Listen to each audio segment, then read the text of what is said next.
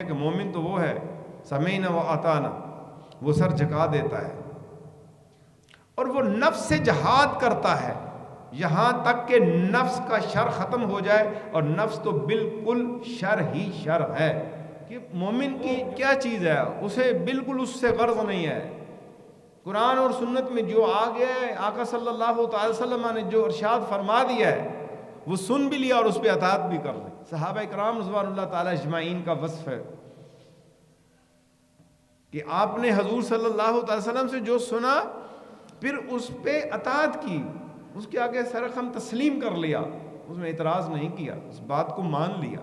ایک صحابیہ کا ذکر میں نے پڑھا ہے، وہ اپنے شوہر سے کہتے ہیں کہ حضور صلی اللہ علیہ وسلم کی بارگاہ میں جائیے اور جا کے عرض کیجئے کہ یا رسول اللہ صلی اللہ علیہ وسلم، ایک سال ہمارے گھر میں بیماری نہیں آئی کہ ہمارا رب ہم پہ ناراض تو نہیں ہو گیا۔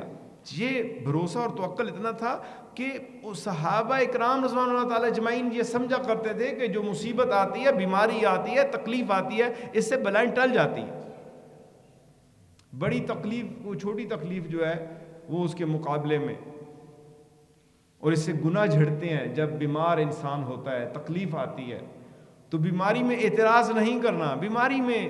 مصیبت میں اعتراض نہیں کرنا، بلکہ اور زیادہ اللہ کی حمد بیان کرنی، اللہ کا شکر ادا کرنا ہے۔ اگر ہم جو ہے اپنے آپ کو دیکھیں، میں سمجھوں کہ بھئی فلاں آدمی امیر ہے اور اس نے تو بڑا قیمتی جوتا پہنا ہوا ہے، بہت قیمتی چپل پہنتا ہے، میرے اندر یہ خیال بھی ضرور پیدا ہونا چاہیے ایسے لوگ بھی ہیں جن کے پاؤں ہی نہیں۔ نہ کہ ہم دوسرے کی عمارت کو دیکھ کے، دوسرے کی نعمتوں کو دیکھ کے ہم جو ہے اللہ سے اعتراض کر بیٹھے، یہ کبھی بھی اپنے نزدیک نہیں آنا۔